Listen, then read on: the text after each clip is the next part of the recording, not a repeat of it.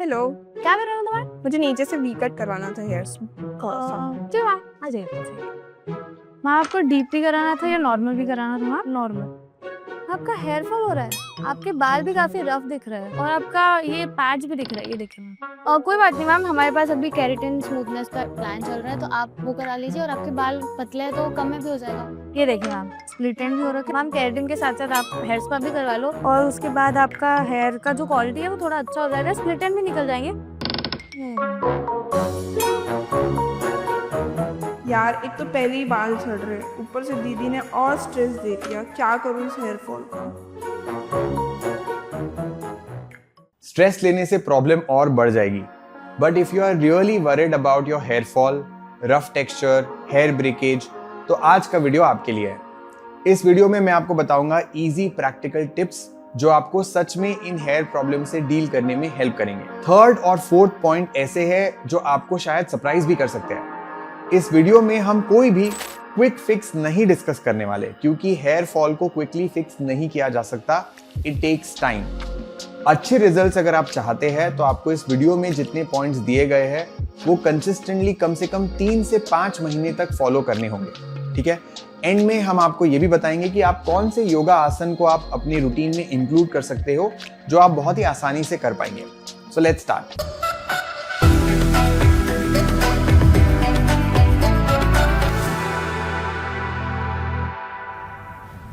Hair fall क्यों होता है? ये आपके daily habits, hair styling routine और लाइफस्टाइल पे डिपेंड करता है। ऐसा हो सकता है कि आपकी प्रॉब्लम के पीछे सिर्फ एक ही रीजन हो, या फिर ऐसा भी हो सकता है कि मल्टीपल रीजंस मिलकर आपके हेयर हेल्थ को बिगाड़ रहे हो। जैसे जैसे हम इस वीडियो में आगे बढ़ेंगे, आप खुद ही समझ पाएंगे कि आपके लिए कौन सा रीजन एप्लीकेबल है और उसका जो सही सोल्यूशन है वो क्या है। ठीक है, तो चलिए शुरू करते हैं सबसे पहले और सबसे इंपॉर्टेंट पॉइंट से, विच इज ब्लड वर्क या फिर ब्लड टेस्ट। ब्लड वर्क थोड़ा फैंसी नाम है, उसको हम ब्लड टेस्ट भी कह सकते हैं। जब भी बाल झड़ते हैं हम बाहर से नए ऑयल्स, महंगे शैम्पू या फिर रेमेडीज वो हम ट्राई करने लग जाते हैं। अगर गाड़ी को कितना भी आप बाहर से पॉलिश कर लो, लेकिन अगर पेट्रोल नहीं है तो गाड़ी आगे नहीं बढ़ेगी। बालों के लिए कुछ ऐसा ही है। हमारे बाल भी हमारी बॉडी का ही एक एक्सटेंशन है।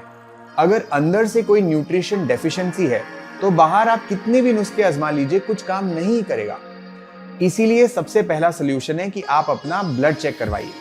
मेक श्योर कि उसमें आप अपने sugar levels, vitamin B12, D3, ferritin, thyroid और एक बेसिक सा CBC टेस्ट जरूर से कवर कर लें। अब एक्चुअली हेयर फॉल हमारे बॉडी का सबसे पहला वार्निंग साइन होता है, क्योंकि आप देखो कि बालों का ऐसा शरीर के लिए कोई यूज नहीं है।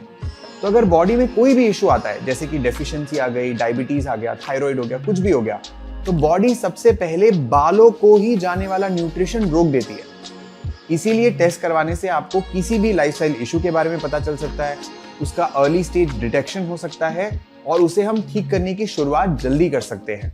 इसीलिए आपको क्या करवाना है, ब्लड टेस्ट आप जल्दी करवा लीजिए और वो आप अपने डॉक्टर के साथ बैठकर उसको समझ सकते हैं कि इसमें क्या कम है, क्या ज्यादा है, और अकॉर्डिंगली आप अपने न्यूट्रिशन में चेंजेस कर सकते हैं। Now moving on to the next point, hair wash वाला पानी या फिर हार्ड वाटर। अगर आपको लग रहा है कि आपके बाल अचानक से रफ हो गए हैं, ज्यादा उलझने लग गए हैं या फिर वॉश के बाद भी ड्राई फील होते हैं, तो बिल्कुल ऐसा हो सकता है कि ये हार्ड वाटर की वजह से हो रहा हो। ऐसे केसेस में आप वाटर फिल्टर का जो अटैचमेंट है वो ट्राई कर सकते हो या फिर फिल्टर्ड वाटर से बाल धो सकते हो। It might be really helpful for you. और अगर आप हेयर वॉश के लिए बोरवेल का पानी यूज कर रहे हैं तो एक बार ट्राई करके देखिए कि फिल्टर्ड वाटर या फिर जो म्युनिसिपल कॉर्पोरेशन का जो पानी है उससे आप बाल धोकर देखिए कि आपको कुछ डिफरेंस लग रहा है क्या। क्योंकि जो म्युनिसिपल कॉर्पोरेशन या फिल्टर का पानी है वो थोड़ा सॉफ्ट होता है बोरवेल से, तो उसका जो टेक्सचर है उसमें आपको नोटिसेबल डिफरेंस दिख सकता है।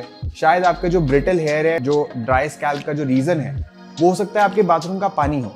इसीलिए आप एक बार ट्राई करके देखिए, क्या पता उससे इंस्टेंटली आपको डिफरेंस दिखे। अब अगला पॉइंट बहुत इंपॉर्टेंट है, वो है कंघी, जो आपका हेयर कोम है। राइट, अगर आपके बाल ऑलरेडी रफ है, ब्रिटल है और ऐसे में आप उस पर प्लास्टिक का कोम यूज कर रहे हो तो आपका हो सकता है हेयर फॉल बढ़ जाए। अच्छा, ऐसा क्यों होगा? जब हम अपने ड्राई हेयर पर बार बार कोम करते हैं तो स्टैटिक इलेक्ट्रिसिटी जनरेट हो सकती है, जिससे बाल और फ्रिजी हो सकते हैं, उलझ सकते हैं और फाइनली टूट भी सकते हैं। इसीलिए अगर पॉसिबल हो तो आप वुडन कोम का इस्तेमाल कर सकते हैं। वो थोड़ा जेंटल होता है हमारे हेयर के लिए, स्कैल्प के लिए भी, और इससे आपका स्टैटिक करंट भी प्रोड्यूस नहीं होगा and it is much gentler way to handle your frizzy hair. और कोम की बात कर रहे हैं तो एक चीज और याद रखना, बालों को सुलझाना है, उनसे लड़ाई नहीं करनी है, ठीक है? So please be gentle with your hair.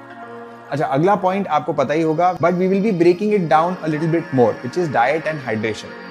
मतलब ये बेसिकली हमारे बालों के लिए खाद और पानी की तरह काम करता है। अब हमारी दादी, हमारी नानी हमको स्प्राउट्स देते थे भिगो के, बादाम देते थे, हरी सब्जियां खाने के लिए कहते थे। उन्हें शायद ये विटामिन के बड़े बड़े नाम नहीं पता होंगे, पर उन्हें ये जरूर पता था कि अगर बाल घने और लंबे चाहिए तो अंदर से पोषण मिलना भी उतना ही जरूरी है। And today we have to follow the same rule. अच्छा, लेकिन ऐसे कौन से न्यूट्रिएंट्स है जो हमारे डेली मील्स में होना ही चाहिए? सबसे पहला है प्रोटीन। हाँ, आई नो आपको लग रहा होगा हर जगह प्रोटीन प्रोटीन की बात हो रही है, पर बाल असल में बनते ही प्रोटीन से है। इसीलिए अपनी डाइट में आपको दाल, चना, राजमा, लोबिया, सोया चंक्स, टोफू, पनीर, दही या फिर स्प्राउट ऐसे फूड्स इंक्लूड करने ही चाहिए। अगर आप वेजिटेरियन प्रोटीन सोर्सेज के बारे में और डिटेल वीडियो देखना चाहते हैं तो हमने पहले एक वीडियो बना रखी है, उसका लिंक हम डिस्क्रिप्शन में नीचे दे देंगे, ठीक है? दूसरा न्यूट्रिशन या न्यूट्रिएंट है आयरन। अगर आपके बॉडी में आयरन की कमी हो तो हेयर फॉल उसका सबसे पहला सिम्टम हो सकता है। Iron is what helps oxygen reach everywhere in your body including your hair follicles. कई बार आपके नॉर्मल आयरन लेवल्स अगर थोड़े लोअर रेंज में हो तो वो भी बालों को इफेक्ट कर सकता है।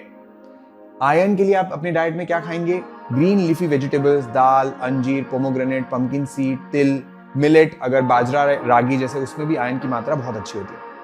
One of the most Indian way to get your iron intake right is peanut, chana and gur. ये आपने कभी ना कभी तो खाया ही होगा इंडिया में। अब आयरन का एब्जॉर्प्शन अगर आपको बढ़ाना हो तो उसको कंबाइन करना होता है विटामिन सी के साथ। जैसे कि मान लीजिए आप पालक की सब्जी आप ले रहे हैं, उसमें आप थोड़ा नींबू ऐड कर दीजिए तो वो शायद टेस्टी भी और बन जाएगा, बट उसमें जो आयरन की मात्रा है वो आप अच्छे से एब्जॉर्ब ज्यादा कर पाएंगे, ठीक है? फिर आता है विटामिन डी, जो बाहर जाकर आपको सनलाइट से ही मिल सकता है। अब आप जब सनलाइट में बाहर जाते हैं तो आपको विटामिन डी तो मिलता ही है, बट उसके साथ साथ आपके बॉडी में सर्केडियन रिदम भी सेट हो जाता है। तो इसीलिए बहुत ही बढ़िया है अगर आप थोड़ी देर धूप में चले जाए सुबह सुबह। Next and very important item is zinc.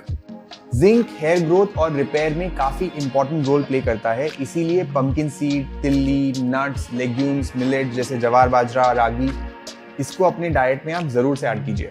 अब बात करते हैं 3 ऐसे सुपर फूड्स की जो आपके बालों के लिए बहुत अच्छे हैं। तो पहला है आंवला, वो विटामिन सी में बहुत रिच होता है, उससे आयरन का एब्जॉर्प्शन आपका बढ़ेगा। दूसरा है स्प्राउटेड काला चना, प्रोटीन का सोर्स, आयरन, जिंक, फाइबर, ये एक्सीलेंट एक साथ कॉम्बिनेशन में मिल जाएगा। और सबसे अच्छी बात क्या है, ये बहुत ही अफोर्डेबल है और बहुत ही इजीली अवेलेबल है। और तीसरा है seed mix, pumpkin seed, Flask seed, तिल्ली को अगर आप मिक्स करके एक डब्बे में रख दीजिए और रोज बस 1-2 चम्मच आप ऐसे कंज्यूम कर सकते हैं, सैलेड पे डाल सकते हैं, दही में डाल सकते हैं, पोहे में ऐड कर सकते हैं। और लास्ट में बात करेंगे हाइड्रेशन। आपको पता है एक सिंगल हेयर स्ट्रैंड 25% उसमें सिर्फ पानी होता है, इसीलिए जब अगर बॉडी डिहाइड्रेटेड होती है तो आपका जो हेयर और स्कैल्प है उसका दोनों पे असर पड़ता है। That's why it is very very important to drink enough water throughout your day। ये करने का सबसे आसान तरीका क्या है? पानी की बोतल को अपने आसपास रखना। कोई भी आदत बनाना हो तो एनवायरनमेंट में थोड़ा चेंज कर सकते हैं, पानी की बोतल को पास में रखिए। अब मुझे पता है कि नेक्स्ट पॉइंट सुनते ही आप बोलोगे मेरे बाल तो ब्लो ड्रायर और स्ट्रेटनर के बिना सेट हो ही नहीं सकते। और मैं बिल्कुल समझ सकता हूँ, मुझे ये दिक्कत नहीं आएगी पर आपको शायद आ सकती है। पर coming straight to the point which is heat styling. अच्छा, एक बात आप याद रखिए, जब एक हेयर स्ट्रैंड डैमेज हो जाता है तो उस डैमेज पार्ट को परमानेंटली रिपेयर आप नहीं कर सकते, इसीलिए जितना हो सके उतना हीट स्टाइलिंग को आप लिमिट करने की कोशिश करिए। हम हीट स्टाइलिंग करते ही इसीलिए है ताकि हमारे बाल सेट लगे, सॉफ्ट लगे, स्मूथ लगे, but that's not the only option. अगर आप चाहते हैं कि आपके बाल सॉफ्ट और सिल्की हो तो शैम्पू के बाद कंडीशनर यूज करना आप स्टार्ट कर सकते हैं। अगर आपको नेचुरल ऑप्शंस प्रेफर करते हैं तो एलोवेरा जेल है, शिकाकाई जैसे ट्रेडिशनल ऑप्शंस है, आप ये भी ट्राई कर सकते हैं। बस एलोवेरा यूज करने से पहले एक पैच टेस्ट जरूर कर लेना कि आपको पता चल जाए कि आपको वो सूट करता है या नहीं। And another option is eat curry leaves. Conditioning बाहर से तो होती रहेगी बट अंदर से भी हो सकती है। Just eat raw curry leaves every day और मेक अ चना curry leaves chutney. It is a great source of iron और ये बालों को अंदर से नरिश भी करता है which helps to repair them. आगे बढ़ते हैं हम इंडियंस के फेवरेट पास टाइम की तरफ विच इज चंपी। जब हम स्कूल में थे तब हमारे बाल हो सकता है बढ़िया हेल्दी हो, थिक हो, बढ़िया हुआ करते थे और मुझे लगता है कि उसका एक रीजन था कि मम्मी की प्यार भरी चंपी। Gentle scalp massage blood circulation को सपोर्ट करता है और साथ ही काफी रिलैक्सिंग भी होता है। लेकिन ध्यान रखना चाहिए कि हेड मसाज के नाम पर आप जोर जोर से बालों को खींच नहीं रहे हो, सिर्फ अपने फिंगर टिप से हल्का प्रेशर दीजिए और स्लो सर्कुलर मोशंस में मसाज कीजिए, स्पेशली क्राउन और साइड्स के एरिया में। अगर मसाज के बाद स्कैल्प आपका दर्द कर रहा है या फिर बाल टूट रहे हैं, मतलब आपने बहुत ज्यादा फोर्स का इस्तेमाल किया है, ये आपको बिल्कुल नहीं करना है। So make sure to take it easy and gently, okay. Massage करने के टाइम आप अपनी चॉइस का हेयर ऑयल यूज कर सकते हैं, लेकिन आपको क्या ध्यान रखना होगा, more oil is not equal to more benefits. बहुत सारा तेल डाल दो बहुत बेनिफिट मिलेगा, ऐसा नहीं है। जब हम बहुत ज्यादा ऑयल लगाते हैं तो हेयर फॉलिकल्स इनफैक्ट क्लॉग हो जाते हैं। इसी की वजह से स्कैल्प का जो हेल्थ है वो खराब हो सकता है और बालों के रूट्स कमजोर भी हो सकते हैं। इसीलिए थोड़ा सा तेल लगाइए, जेंटल चंपी कीजिए और फिर आप अपने रेगुलर वॉश रूटीन को फॉलो कर सकते हैं। और अब शायद इस पूरे वीडियो का सबसे इंपॉर्टेंट पॉइंट, कंसिस्टेंसी। क्योंकि अगर कंसिस्टेंसी नहीं है तो मैं आज जो भी बातें शेयर कर रहा हूं उसमें से कोई भी आपको बेनिफिट नहीं दे पाएगी। हम सब रिजल्ट्स तो चाहते हैं लेकिन रूटीन नहीं चाहते, राइट? लेकिन रूटीन फॉलो करने में थोड़ी दिक्कत होती है और हेयर हेल्थ एक रूटीन का ही गेम है। हेल्दी खाना एक दिन खाने से कुछ नहीं होगा, वैसे ही एक दिन अच्छी नींद लेने से भी कुछ नहीं होगा और एक बार चंपी करने से भी कुछ नहीं होगा। फर्क तभी पड़ेगा जब आप ये चीजों को हफ्ते में, महीने में, सालों तक इसको आप रिपीट करते रहोगे। So whatever you do, make sure that you set a routine for it. In fact अगर कोई शैम्पू या ऐसा कोई हेयर प्रोडक्ट ले रहे हो तो उसे भी कंसिस्टेंटली यूज करना ही पड़ता है। 20 बार प्रोडक्ट्स बदलने से आपकी स्कैल्प डैमेज ही होगी। अब आते हैं लास्ट पॉइंट पर, विच इज एक्सरसाइज। जब हम हेयर हेल्थ की बात करते हैं तो अक्सर सारा फोकस शैम्पू, ऑयल और डाइट पर चला जाता है, लेकिन हम ये भूल जाते हैं कि हेल्दी हेयर का फाउंडेशन एक हेल्दी बॉडी भी होता है। रेगुलर एक्सरसाइज से क्या होगा, ब्लड सर्कुलेशन बेटर होगा, स्ट्रेस मैनेजमेंट बेटर होगा, स्लीप की क्वालिटी बढ़ेगी, ओवरऑल हेल्थ को आपके बहुत फायदा होगा। लेकिन कुछ ऐसे योगा पोजेस है जिससे हेड रीजन में ब्लड सर्कुलेशन इंप्रूव हो सकता है। इसीलिए एक्सरसाइज करते टाइम आप इन योगा पोजेस को अपने रूटीन में ऐड कर सकते हैं। सबसे पहला अधोमुख श्वानासन, which is downward facing dog. दूसरा है हस्तपादासन यानी कि स्टैंडिंग फॉरवर्ड बेंड। अगला है उष्ट्रासन यानी कि कैमल पोज और बालासन यानी कि चाइल्ड्स पोज। आप मत्स्यासन भी कर सकते हैं जिसको हम इंग्लिश में फिश पोज कहते हैं। और इन सारे पोजेस से हमारे हेड रीजन में ब्लड सर्कुलेशन बढ़ जाता है और हेयर रूट्स हमारे ज्यादा एक्टिव हो सकते हैं। लेकिन याद रखिए, इन पोजेस के अलावा आपको फुल बॉडी एक्सरसाइज करना भी इक्वली इंपॉर्टेंट है।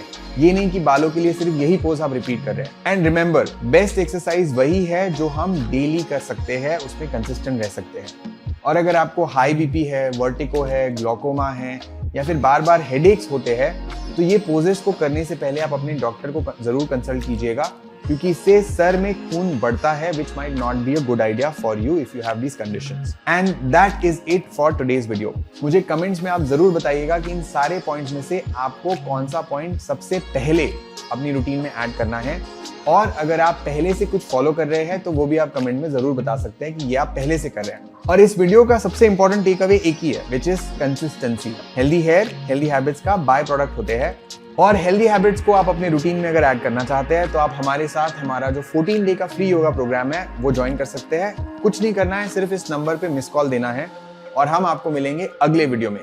तब तक के लिए चैनल को सब्सक्राइब कर सकते हैं और इस वीडियो को उन लोगों तक जरूर भेजें जो अपने बालों को लेके बहुत ज्यादा स्ट्रेस में है।